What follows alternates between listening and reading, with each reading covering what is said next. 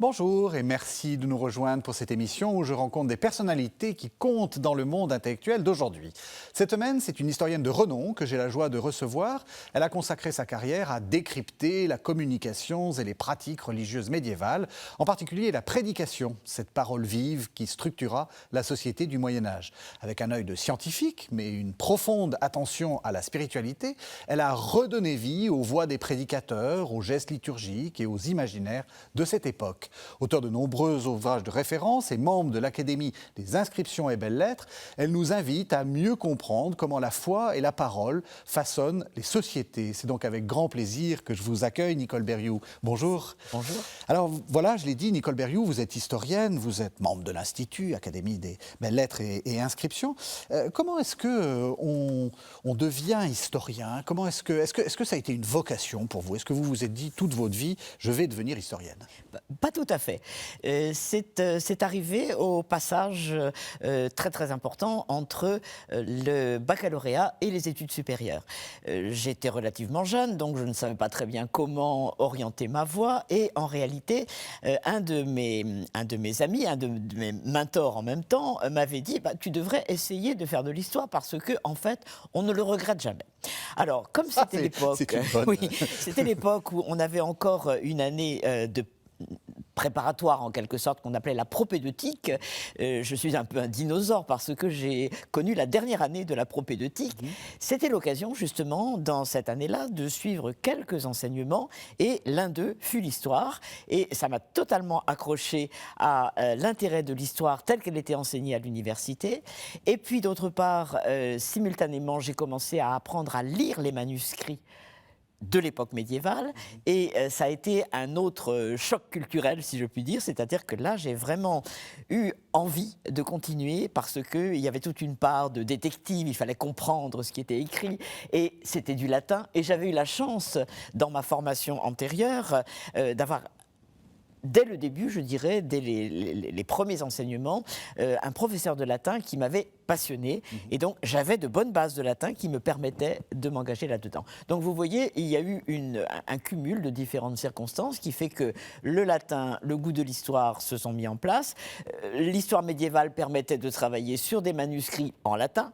Et s'ajoutait à cela le fait que j'ai eu un merveilleux professeur en licence d'histoire à la Sorbonne qui s'appelait Michel Mola du Jourdain, qui était un homme d'une curiosité infatigable, qui savait tout sur la marine et tout sur la vie religieuse, donc c'était deux mondes totalement distincts, mais qu'il appréciait tout autant, et qui m'a finalement initié à cette recherche de curiosité, à quoi s'est ajouté le fait que parmi les spécialistes justement de ces prises de parole, de la prédication, il avait fait venir quelqu'un qui était lui-même spécialiste dans le cadre d'un séminaire quand je commençais mes propres recherches, et cette personne, donc c'est le père Louis-Jacques Bataillon, qui était responsable à la commission léonine, donc dans cette grande commission fondée par le pape pour éditer les œuvres de Thomas d'Aquin. Il était responsable du volet prédication. Et c'était un homme tellement passionnant que cette fois-là, j'ai été conquise pour de bon et je me suis lancée donc dans le monde médiéval, dans l'étude des manuscrits et dans l'étude de la prédication. Et il m'avait dit un jour, de toute façon, Thomas d'Aquin a dit, il faut toujours avoir plusieurs maîtres. Voilà. Alors, vous avez dit que vous avez commencé à lire des manuscrits, peut-être pour que les téléspectateurs se rendent bien compte.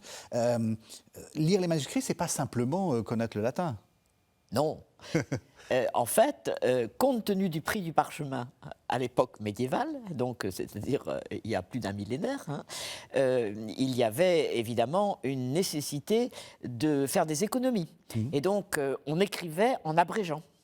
Et de préférence en évitant de faire trop de paragraphes. Donc on a une écriture qui est condensée sur la page et qui en plus est remplie d'abréviations, et c'est particulièrement fort dans le domaine que j'avais choisi parce que c'est une habitude qui a été prise par les gens qui écrivent d'écrire aussi sous la dictée, et donc il faut écrire vite, et pour écrire vite on abrège. On n'est pas dans la sténographie, mais on est quand même dans des forme d'écriture qu'ils ont inventée avec le latin facilite les choses parce qu'on peut garder par exemple que les consonnes.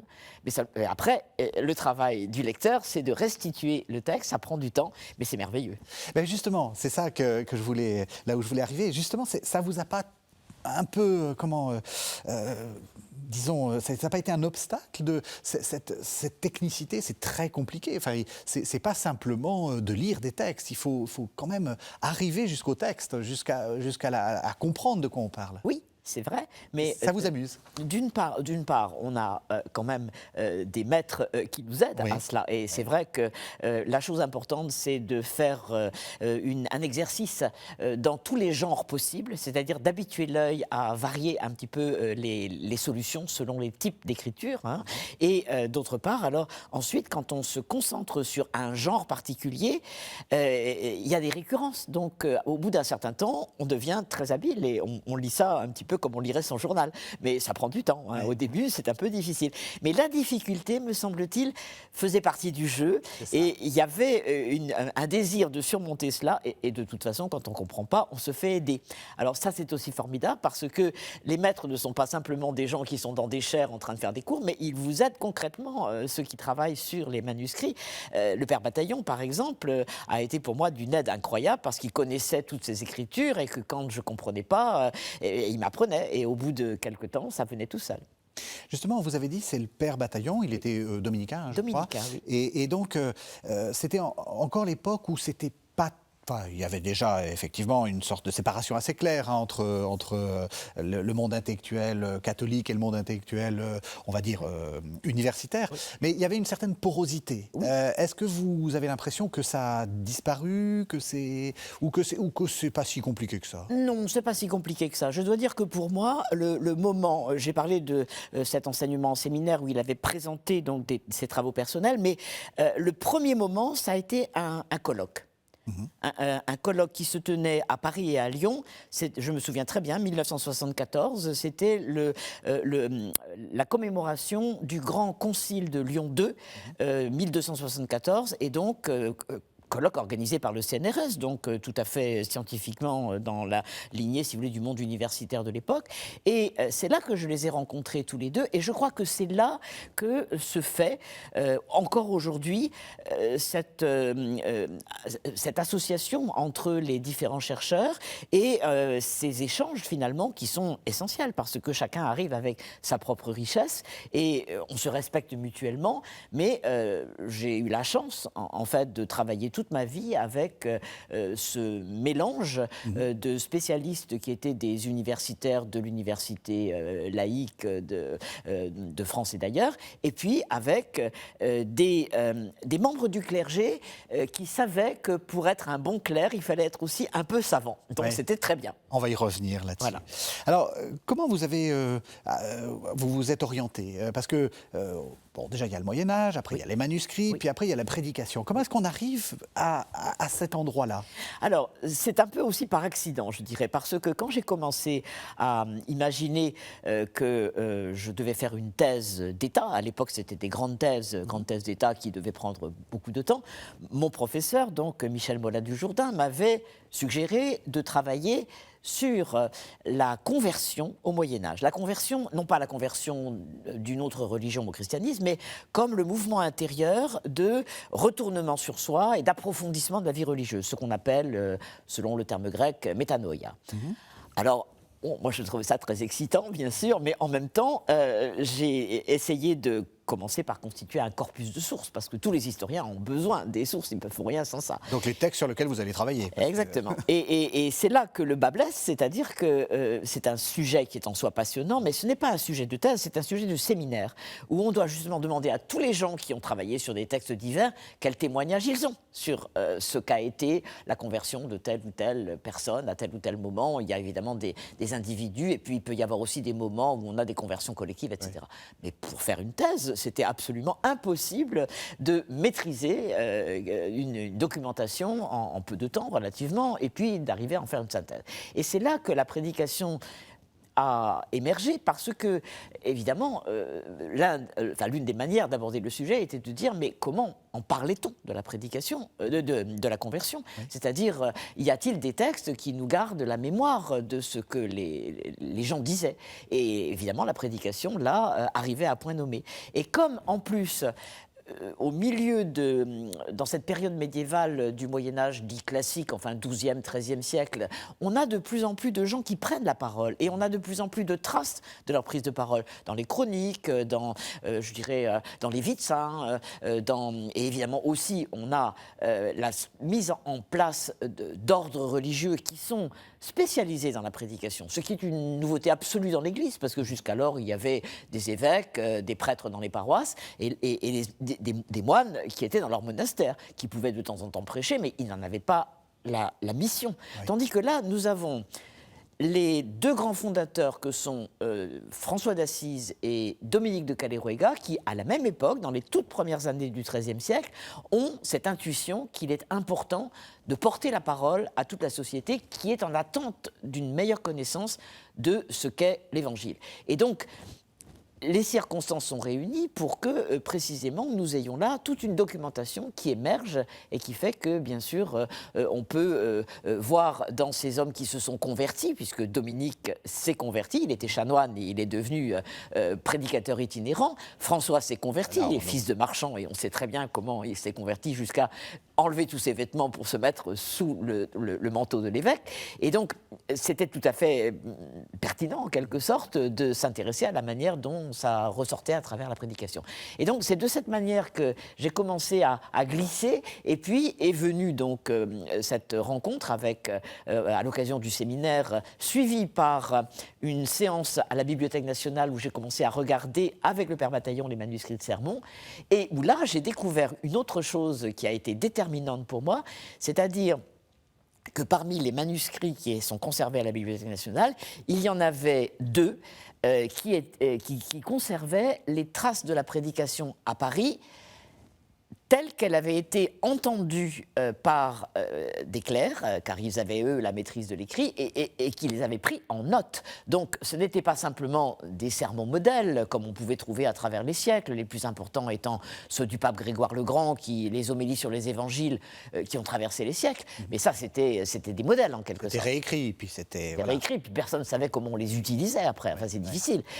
Et là, au contraire, j'avais la réception, j'avais le bout de la communication, j'avais des clercs, bien sûr pas des laïcs parce qu'ils n'étaient pas encore capables de maîtriser suffisamment l'écrit, et puis parce qu'on n'a pas conservé les traces, parce que je pense qu'il y en avait parmi eux qui étaient capables de le faire, mais en tout cas des clercs, et ces clercs prenaient des notes parce qu'ils étaient étudiants en théologie à Paris, qui était le plus grand centre de théologie de l'époque, on est dans le milieu du XIIIe siècle, et ils prenaient des notes parce qu'eux-mêmes avaient comme objectif de prêcher.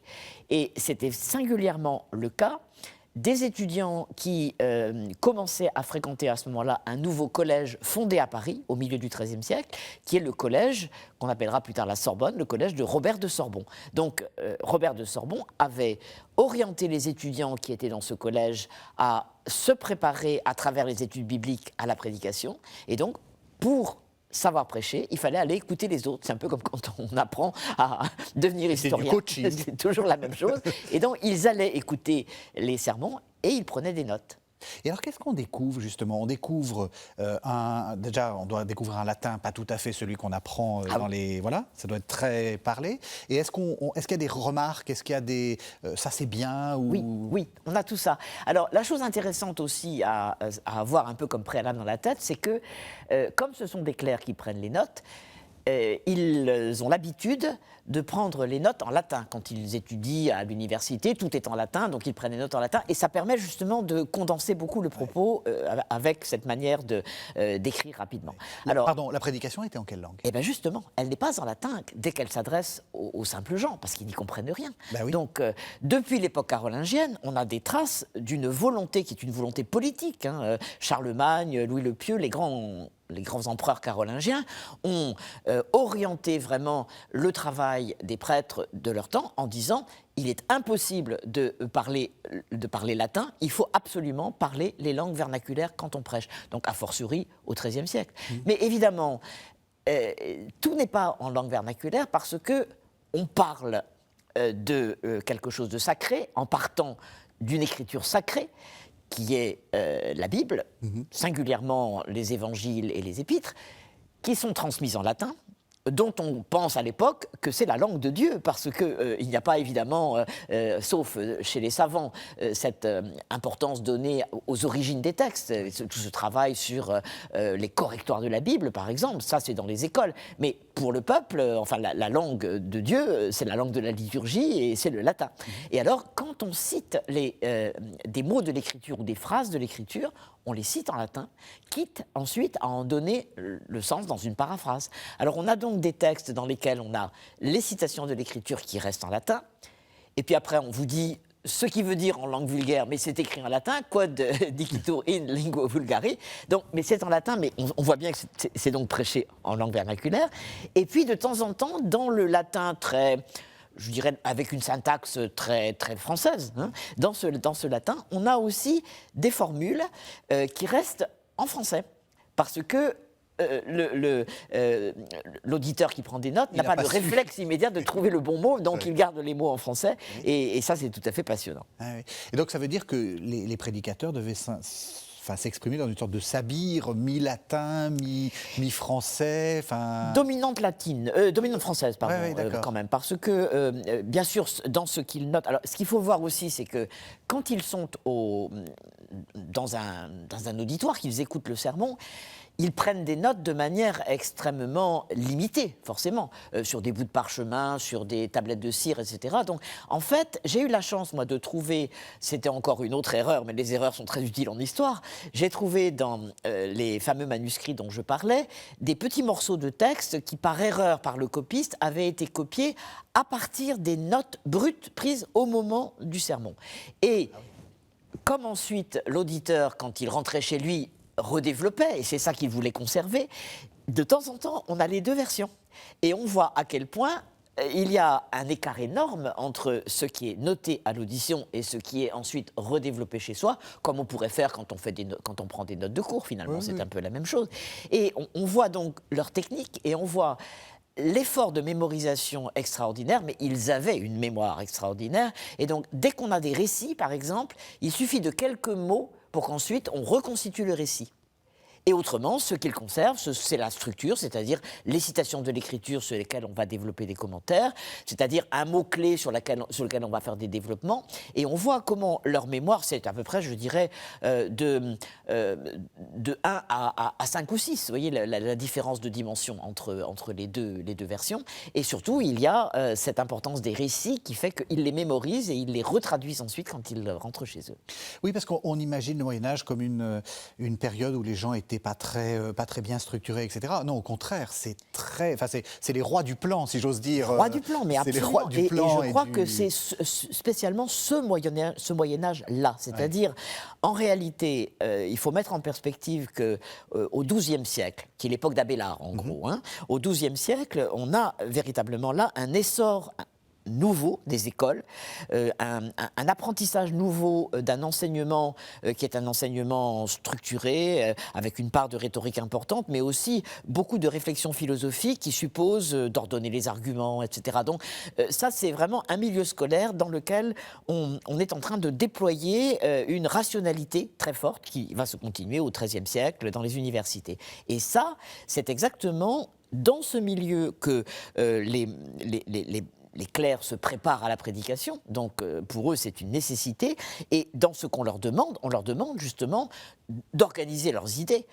J'ai trouvé un jour une réflexion justement d'un des auditeurs de sermon prenant des notes et disant « Le prédicateur a annoncé un plan en 3 parties et puis après il mélangeait tout ». L'air de dire vraiment c'est pas sérieux, quoi. C'est pas comme ça qu'on travaille. Ouais. Et donc toute une part de l'effort du prédicateur consiste au XIIIe siècle, non plus comme on faisait autrefois, comme faisaient les pères de l'Église et entre autres Grégoire le Grand, à prendre un texte de l'Évangile et à commenter successivement tous les morceaux du passage de l'Évangile qui était lu au moment de la messe, mais on prenait une citation un verset. Et sur ce verset, on bâtissait une structure qui permettait de développer tous les sujets en réalité, soit en divisant la citation en petits morceaux, et on faisait un paragraphe par morceau, soit en prenant un seul mot quelquefois. Par exemple, sur les noces de Cana, l'évangile commence par Nuptiae facte sunt in Cana Galilei, ce qui veut dire en français les noces furent faites à Cana, et on prend le mot noces, et sur le mot noces, on va bâtir tout un sermon. C'est intéressant parce qu'on voit bien que les préjugés qu'on a sur le Moyen-Âge sont complètement faux. Oui. On retrouve tout à fait une méthode qu'on enseigne encore aujourd'hui en lycée et en collège. Enfin, je veux dire, on est dans un monde où comme vous dites, les plans sont importants, oui. et donc la parole est importante. Oui, mais les plans sont importants aussi parce qu'il y a une exigence de mémorisation. De même que celui qui écoute les sermons garde dans sa mémoire toute une partie de ce qu'il a entendu. Oui. A fortiori, si on ne sait pas écrire, il faut absolument que la mémoire intervienne pour que ce que les auditeurs entendent, ils les conservent dans leur mémoire et éventuellement après aussi, ils les mettent en pratique. Donc pour ça, la structuration, le plan, c'est quelque chose de très important et je crois que les simples gens étaient très heureux d'avoir cette possibilité de recevoir une telle parole, parce que c'était une manière de les élever, de les considérer comme des gens qui méritaient attention et à qui on apprenait des choses. Et donc, ils étaient presque latéralement intégrés, en quelque sorte, au monde des écoles à travers cette façon de les enseigner. Alors, c'est là, on est au cœur de ce que vous montrez, enfin, de votre recherche. C'est l'équivalent du journal. C'est l'équivalent d'Internet. Voilà.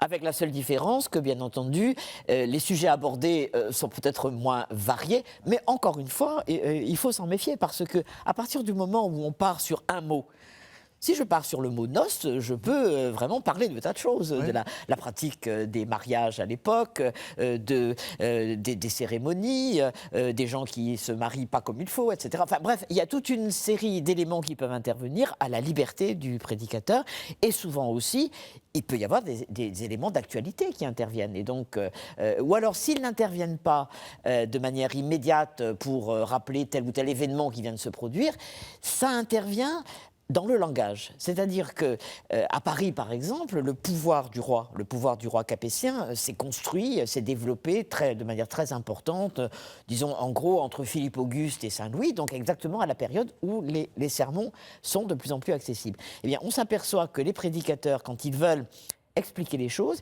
ils vont prendre appui sur ce que les gens savent du pouvoir du roi dans sa cour, du travail des baillis du roi, de la cour de justice, etc., pour faire comprendre des réalités religieuses. Et on les mémorisera d'autant mieux qu'on connaît les pratiques royales et que du coup, donc, cette assimilation entre les deux facilite la mémorisation. Et donc, c'est bien ce concept-là de presque mass média, hein, enfin, je veux dire, média de masse, oui. Un média dans lequel vous avez un peu tout, c'est-à-dire, on vous parle effectivement beaucoup de Jésus et peut-être beaucoup de l'Évangile, mais aussi on vous apprend la politique, on vous apprend les événements, on vous apprend, enfin, c'est le médium de l'époque, la prédication. Et donc c'est une construction culturelle fondamentale, et c'est à ce titre-là qu'il faut la considérer. Je crois que si j'ai apporté quelque chose dans ce domaine, c'est de dire à mes collègues, mais la prédication est un objet d'histoire et les sermons sont des sources historiques. Vous voyez, c'est pas quelque chose qui doit être réservé à un milieu de spécialistes, de préférences théologiennes, surtout pas. Parce que ce qui est important, c'est d'intégrer ces prises de parole dans tout l'environnement social, intellectuel, culturel du temps, pour voir, avoir au fond une petite idée de ce qui s'est totalement perdu, c'est-à-dire de la place de l'oralité dans la société. Parce que nous n'avons plus que les écrits. Mais les notes des prédicateurs nous disent quelque chose. Évidemment, ce n'est pas de la reproduction en haute fidélité. Mais ce qu'ils retiennent, c'est quand même quelque chose qui a été dit. Et quelquefois, comme vous l'évoquiez tout à l'heure, il peut y avoir des réactions du public. Il arrive, bien sûr. On note. Alors, dans cette série de sermons tout à fait exceptionnelle là, qui a été prise en note à la fin du règne de Saint-Louis, enfin juste après le règne de Saint-Louis, il vient de mourir à Tunis. Il y a en particulier, à un certain endroit, il note dans son texte, et à ce moment-là, des femmes se sont levées et ont posé la question au prédicateur, mais qu'est-ce que c'est que les péchés mortels ? Parce qu'il venait d'en parler, et le prédicateur dit toujours mon reportateur, celui qui prend les notes, le prédicateur ne s'est pas fâché, il les a félicités d'avoir posé la question et il a commencé à leur expliquer, à leur donner la liste des péchés mortels. Donc vous voyez, il y a comme ça des réactions qui sont aussi intéressantes, sans compter qu'on voit bien aussi à travers des allusions qu'ils savent parfaitement que c'est pas gagné d'avance. Ils peuvent se trouver devant quasiment personne en face d'eux. Hein. La prédication n'a pas toujours lieu pendant la messe. Quand elle a lieu, par exemple, très souvent l'après-midi, les frères dominicains et franciscains prêchent l'après-midi et ils prêchent dans leurs églises ou en plein air, etc. Et là, il y a du monde où il n'y en a pas. Et quand on n'a personne, quelquefois il déclare « Je pensais parler, par exemple, à propos des noces, je pensais parler des noces, mais je vois qu'il n'y a pas ici de gens mariés, alors je vais changer de sujet. » Voilà. Donc tout ça, c'est très vivant. Donc on voit bien que ce n'est pas gagné, qu'il faut aussi attirer les gens et les retenir. Et il y a quand même dans cette société des gens sceptiques, des gens indifférents, des gens qui n'aiment pas les prédicateurs parce que les prédicateurs les dénoncent. Par exemple, ceux qui font des trafics d'argent, évidemment, n'aiment pas trop les prédicateurs parce qu'ils savent bien qu'ils sont parmi les cibles préférées des prédicateurs. Donc tout ça, vous voyez, ça crée quand même aussi un univers dans lequel on est au fond en présence d'une société. Des femmes, vous avez dit. Donc Oui. ça veut dire qu'il y a des auditoires mixtes. Est-ce qu'il y a des prédicatrices ? Est-ce que c'est important ? Enfin, parce que c'est compliqué. On voit bien la fameuse invisibilisation. Vous avez raison. Elle est évidente, là. Elle est évidente. C'est une des démarches caractéristiques de l'Église de cette époque-là, que de décider qui a le droit de prêcher. Oui. Hein. Et progressivement, on voit qu'il y a une réticence. On va distinguer deux catégories de prise de parole. Ce qui est doctrinal, qui est réservé aux clercs, et la prédication d'exhortation à se convertir, à faire pénitence finalement, hein, qui peut être élargie, mais dans un cadre privé. Par exemple, une femme qui va au sermon peut très bien rentrer chez elle, éduquer sa famille en utilisant ce qu'elle a entendu au sermon. Mais par contre, les prises de parole publiques des femmes sont de plus en plus critiquées et interdites au cours du XIIIe siècle, et ce d'autant plus qu'il y avait eu une réalité en ce sens au XIIe siècle, à l'époque où, par exemple, Valdo, qui est marchand à Lyon, se convertit et se fait traduire les évangiles et quelques textes de l'Ancien Testament en langue vernaculaire et se met à prêcher. Il a des disciples, des hommes et des femmes. Il y a des femmes qui prêchent. De même, dans le midi de la France, là où il y a toute cette grosse dissidence qu'on a un peu simplifiée, même beaucoup simplifiée avec le fameux mot cathare, Oui. mais c'est au moins une dissidence par rapport à l'Église officielle, qui est tout à fait claire. Il y a des hommes et il y a des femmes. Et donc, face à ces tendances de la société laïque, l'Église s'est rétractée en quelque sorte, et elle a dit, oui, mais n'importe qui ne peut pas prêcher la doctrine, d'où d'ailleurs l'importance de se former dans les écoles, hein, en étudiant la Bible, avant de prêcher. Et les laïcs, normalement, ne peuvent pas prêcher. Alors, il y a des discussions très intéressantes à l'intérieur des écoles de théologie, sur cette question de la prédication, qui a le droit de prêcher. Et en particulier, on dit, ah oui, mais dans les premiers temps, par exemple, les femmes prenaient la parole en public. Après tout, Marie-Madeleine est même, dans la liturgie, reconnue comme l'apôtre des apôtres. C'est elle qui a annoncé la résurrection aux apôtres. Donc elle est encore au-dessus des apôtres. Alors ils répondent, oui, mais à ce moment-là, il n'y avait pas grand monde. Alors on pouvait encore demander aux femmes de prendre la parole. Maintenant, c'est plus nécessaire. On a ce qu'il faut, donc elles sont priées de rester en retrait. Donc, je continue avec cette idée de mass média. Les mass médias, la caste qui est devenue importante, c'était les journalistes. Dans ce monde-là, ce qui est important, vous avez dit, c'est les ordres mondiaux. C'est-à-dire que c'est devenu les professionnel, finalement, Oui. de la prédication. Oui. On s'en rend pas bien compte, nous. On a l'impression que c'est la tâche habituelle de l'Église de prêcher, de prêcher. Non, non, pas Ah là. non, non, c'était pas ça. Avant eux, il y a eu déjà des mouvements, notamment les ermites. Les ermites sont assez nombreux au XIIe siècle, Robert d'Arbrissel et les autres, et en France, en Italie, en Allemagne, etc. Et l'une de leurs activités, c'est de prêcher. Donc on a déjà des traces spontanément quoi, d'individus qui se mettent à prêcher.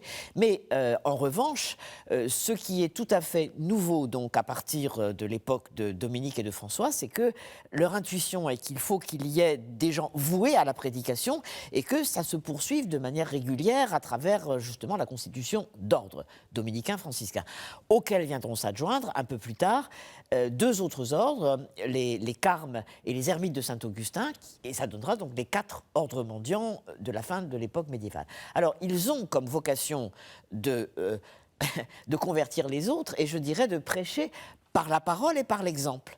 Et justement, de plus en plus, c'est par la parole. Donc, et pour ça, on leur demande aussi de se préparer.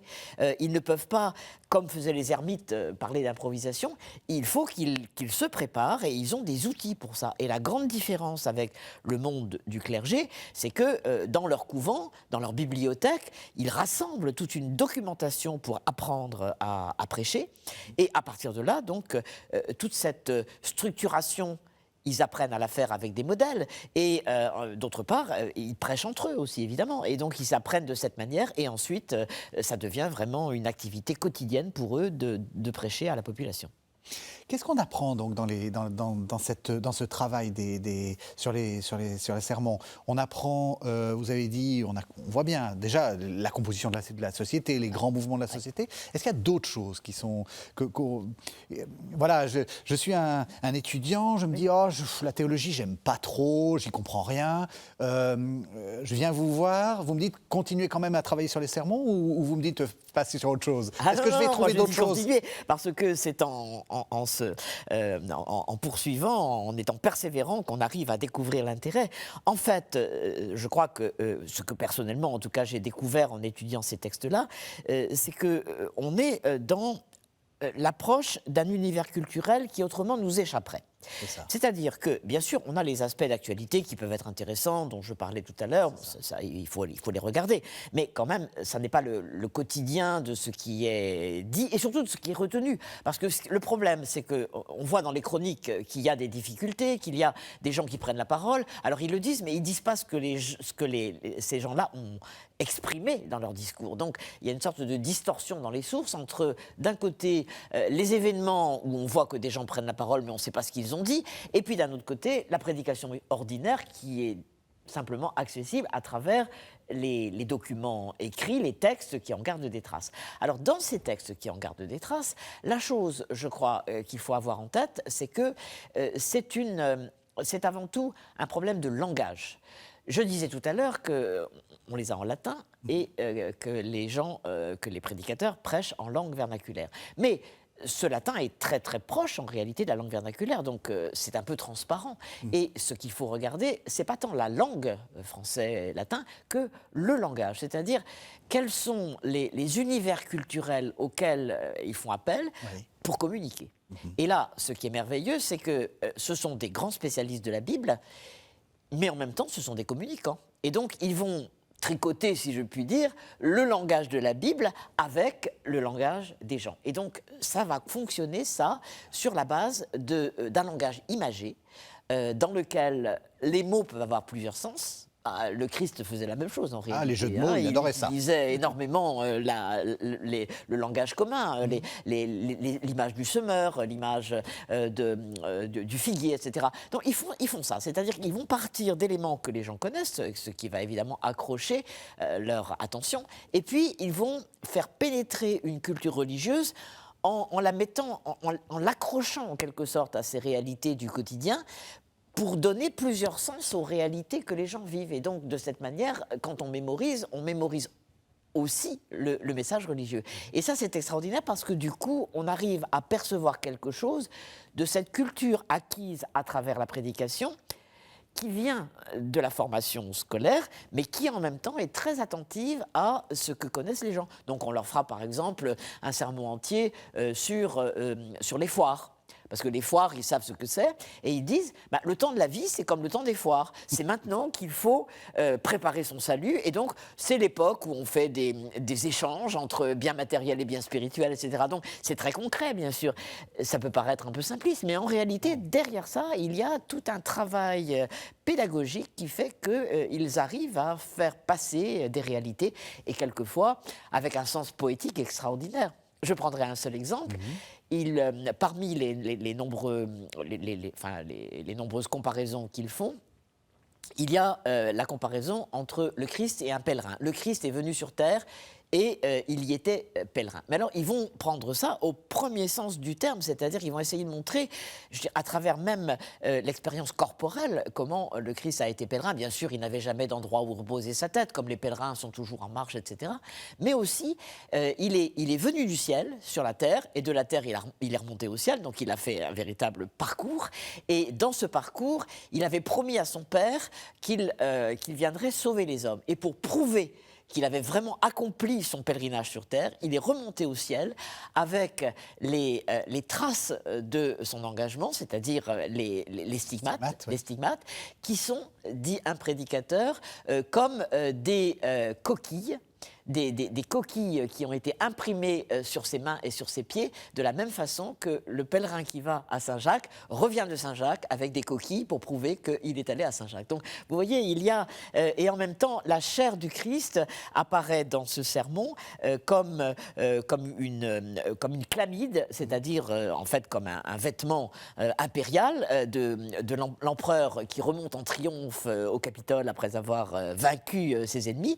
Et donc, c'est une chlamyde coquillée, c'est le terme qui est employé dans un magnifique oxymore où on voit à la fois le Christ revêtu de la gloire du ressuscité et portant dans ses mains et ses pieds les traces de son pèlerinage sur terre. C'est magnifique. C'est beau, est-ce que ça arrive qu'on voit des choses très émouvantes ou qu'on voit tout d'un coup la vie qui arrive, des petits détails. Est-ce que vous avez des exemples comme ça Oui, et en particulier parce que l'une des techniques rhétoriques des prédicateurs, c'est de raconter des histoires. Ouais. Et donc, il n'y a pas seulement cette utilisation de la Bible, mais il y a vraiment des métaphores, mais il y a toute cette expérience du quotidien qui va être condensée dans des petites histoires à travers lesquelles on va faire passer des idées morales. Mais au départ, on va vraiment raconter des histoires. Alors, j'en ai pas qui me viennent à l'esprit dans l'immédiat, mais il y a, par exemple, dévotion à l'Eucharistie. Alors, bien sûr, c'est quelque chose de très très important au XIIIe siècle. On ne rigole pas avec ça. On ne va pas communier nécessairement très souvent, non. Mais on vénère l'Eucharistie. Et donc, on montre un prêtre qui va donner les derniers sacrements à un fidèle mourant. Donc il est en procession avec le Saint-Sacrement dans les mains et les fidèles s'agenouillent et à son retour ensuite il a donné l'Eucharistie, donc il n'y a plus rien dans la pyxide. Alors à l'aller, le diable est parmi les fidèles, il s'agenouille aussi. Et au retour, il reste debout. Et donc, même le diable est contraint de vénérer l'Eucharistie. Alors, vous voyez, c'est une expérience très quotidienne des gens, évidemment, parce que c'est le moment où on va donner les derniers sacrements, c'est très courant. Mais en même temps, vous voyez, cet imaginaire qui fait que, oui, même le diable vénère l'Eucharistie. Comment est-ce qu'on fait pour faire le départ entre les questions très théologiques et justement tout ça, parce que vous avez commencé à le dire, le père Bataillon, oui. Donc dominicain, qui avait sa foi, qui avait ça l'intéressait aussi ça, et donc il était capable de faire la différence entre les questions très théologiques, les questions historiques, ou est-ce que c'est naturel, est-ce que c'est une question qui n'a pas d'importance? Il faut quand même, je crois, être très, très prudent à cet égard, mais ouais. Je pense qu'il y a eu une génération justement de clercs qui étudiaient ce genre de littérature, qui étaient des chanoines ou dominicains, franciscains, etc., qui étaient avant tout formés à l'histoire. Et donc, ils abordaient ces documents avec un regard d'historien. Et ça, c'est quand même tout à fait important. Mais d'un autre côté, la vie religieuse fait partie de l'histoire à l'époque médiévale, et donc il est absolument indispensable de l'intégrer à l'ensemble des réalités. Alors, on est bien sûr entre les deux, mais je dirais que quand on voit cette prédication aux simples gens, parce qu'il y a aussi une prédication plus savante dans des milieux réservés, etc. Mais dans cette prédication aux simples gens, on est porté par le contenu même des sermons à réfléchir à tout cet environnement. L'exemple des foires que j'évoquais tout à l'heure, je la tiens du Père Bataillon qui a trouvé ça dans un recueil de modèles où on voit que pendant le carême, on pouvait prêcher comme ça sur les foires, vous voyez, parce que c'est le moment où on doit se convertir, etc. Donc je crois, ils ont parfaitement conscience que c'est et je dirais même que c'est essentiel cette dimension, parce que la religion chrétienne est profondément intégrée c'est une religion historique, c'est une religion qui a un commencement et une fin, qui est orientée vers les fins dernières, et donc elle est imbibée d'histoire. On se trompe constamment. À propos de l'Eucharistie, par exemple, la dévotion à l'Eucharistie, c'est une période particulière et selon les époques, vous allez avoir des éléments différents. La réflexion sur la Trinité, enfin, tous ces éléments doctrinaux, en réalité, il faut les prendre à l'intérieur d'un parcours historique. La question des clercs mariés, c'est la même chose. Pendant des siècles, on a considéré qu'il était normal qu'une partie du clergé soit mariée, et ce n'est qu'avec le tournant grégorien du XIe siècle que la réticence apparaît tellement forte qu'elle devient une règle de droit, plus ou moins appliquée, avec des allers et retours. Mais je veux dire, on ne va pas trouver le même discours selon les époques, et chaque discours a sa légitimité. Donc connaître l'histoire, c'est aussi un garde-fou pour ne pas imaginer que la religion a toujours été la même. Et en fait, qu'elle est très, très incluse dans la société. Dans ce que vous dites, j'entends que ce que vous appelez le regard d'historien, c'est ce qu'on va essayer un peu de définir. Oui. Le regard d'historien, c'est déjà d'être un regard contextuel, c'est-à-dire d'être conscient du... Oui. Est-ce qu'il y a d'autres choses que vous mettriez dedans? Parce que souvent, on disait autrefois, le regard d'historien, c'est un regard scientifique, objectif, etc. Alors que la foi, c'est pas du tout scientifique, objectif. Est-ce que vous feriez la même opposition? Je pense qu'il faut partir aussi du principe que dans une société dans laquelle la transmission du message chrétien a eu de l'importance et s'est véritablement réalisé comme un phénomène qui supposait des contacts entre les gens, une attente aussi, pas simplement, vous savez, une volonté d'imposer une parole, de fabriquer une société qui est organisée, mais il y a aussi une attente des gens. Les hérésies, c'est ça finalement, c'est qu'ils ne sont pas contents de ce qu'on leur propose et ils cherchent autre chose. Donc, dans ce contexte-là, je pense que il est honnête pour un historien de prendre en considération l'intégralité de ce qu'il perçoit pour voir, au fond aussi, à travers des sources qui sont toujours insuffisantes, mais quand même qui existent, pour essayer de voir quelles sont les réponses apportées, quels sont les décalages, etc. Mais je crois qu'on ne respecte pas les temps passés si on n'a pas, vous voyez, cette tendance fondamentale de dire mais comment vivait cette société? Ce n'est pas comment s'est déployé le christianisme en disant ah oui, on ne fait pas, on n'a pas une vocation à faire de l'apologétique. Il s'agit plutôt de comprendre comment la société a vécu. Et on ne peut pas comprendre, par exemple, d'ailleurs Le Goff l'a bien montré, on ne peut pas comprendre la personnalité de Saint-Louis si on n'intègre pas toute la dimension religieuse de son expérience. Donc, et c'est comme ça pour tellement de gens. Pour tellement de gens, même je dirais, vous lisez les chroniqueurs de la fin du Moyen-Âge, Froissart ou les autres, il y a toujours cette culture chrétienne qui est là présente et qu'on ne peut pas éliminer, ou alors si on le fait, on appauvrit l'histoire.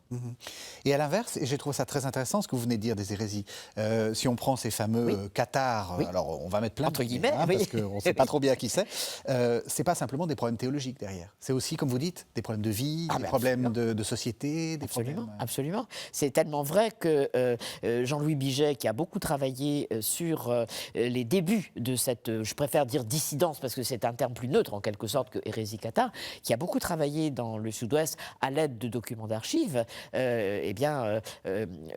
Jean-Louis Biget a bien insisté sur le fait que la façon dont ils se nomment eux-mêmes, ces gens qui ne sont pas d'accord avec le clergé et avec la société ambiante, ils se disent les bons hommes. Ils ne se disent pas, surtout pas hérétiques bien sûr, mais pas même cathares, ils disent qu'ils sont les bons hommes, c'est-à-dire ceux qui vivent la vraie religion. Et à partir de là, bien sûr, ça change un peu la donne, vous comprenez ? Est-ce que vous avez l'impression que l'histoire, on arrive un peu à la fin de l'entretien, est-ce que vous avez l'impression que l'histoire est à sa juste place dans l'université actuelle, ou est-ce que... parce que c'est vrai qu'il y a une sorte de fascination des Français pour l'histoire, c'est peut-être un des pays où il y a le plus de publications grand public hein, sur l'histoire, et en même temps, c'est compliqué, on a l'impression. Oui, c'est-à-dire, je crois qu'il y a toujours une grande place accordée à l'histoire à l'université parce que c'est une des grandes disciplines qui reste forte. Mais la difficulté maintenant, c'est plutôt des domaines dans lesquels se développe l'histoire. Et ça, c'est inévitable. Selon les générations, il y a des accents sur une chose ou sur une autre.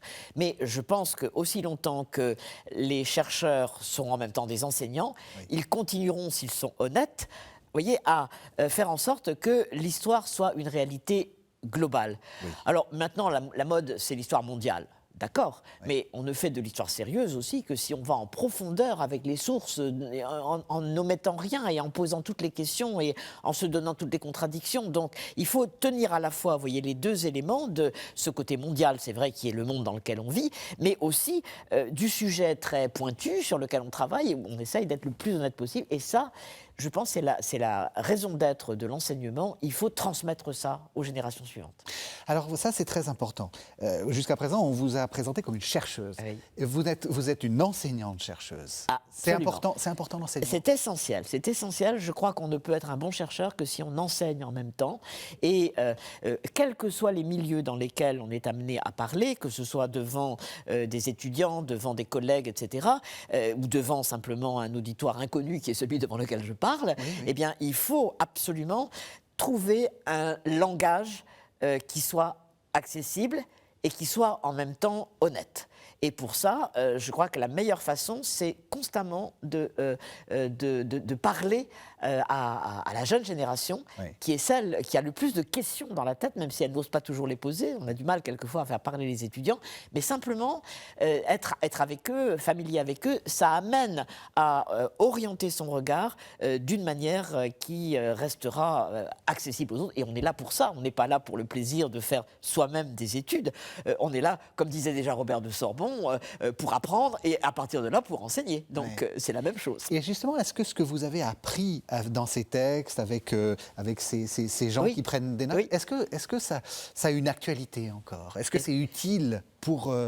est-ce que vous recommanderiez les bonnes techniques du Moyen-Âge à un prédicateur d'aujourd'hui? Alors, je crois que c'est très daté, la prédication du Moyen-Âge. Je crois qu'il ne faut surtout pas imaginer qu'on peut les copier. Mais l'esprit reste le même.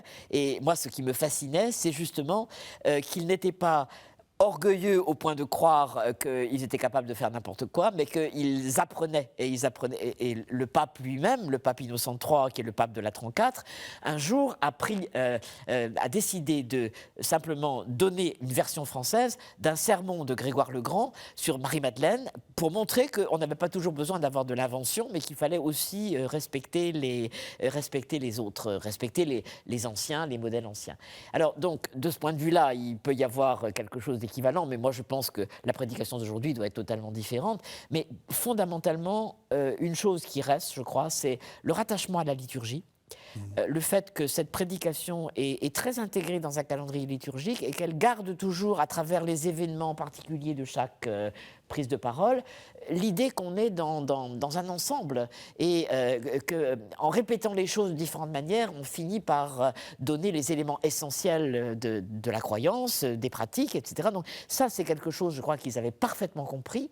Eux qui étaient des spécialistes de la Bible, ils étaient aussi familiers de la liturgie. Et c'est très important. Et je dirais, pour plaisanter, que ce qui me paraissait aussi très amusant quand je faisais des cours à l'université, c'est que je me disais, au fond, mon enseignement aux étudiants, c'est un peu comme un prédicateur qui parle et qui se fait écouter par un certain nombre de gens qui prennent des notes. Alors de temps en temps, je menaçais mes étudiants de prendre leurs notes pour voir si mon travail était sérieux, puisque évidemment, je dépendais totalement de cette source. Je ne l'ai jamais fait, mais ils étaient quand même, je crois, ça les amusait beaucoup que je les menace de ça. Vraiment, on arrive à la toute fin. Quels seraient les sujets qu'il faudrait travailler maintenant? Sur quoi vous travaillez en ce moment, par exemple, et sur quoi il faudrait continuer? S'il y a des vocations après cet entretien, qu'est-ce que vous diriez, quels sont les champs à ouvrir? Eh bien, vous voyez, par exemple, sur la question de l'hérésie, je crois qu'il faut toujours y revenir parce que l'hérésie est une crise qui raconte beaucoup de choses. Et en réalité, il suffit de découvrir une source nouvelle pour que tout d'un coup, toutes les questions se reposent. Par exemple, à propos du sud-ouest de la France et donc de la prédication dominicaine face à ce qu'on appelle les albigeois pour rester dans un et pour éviter les neutre, cathares. et finalement qui est celui du lieu dans lequel ça se passe.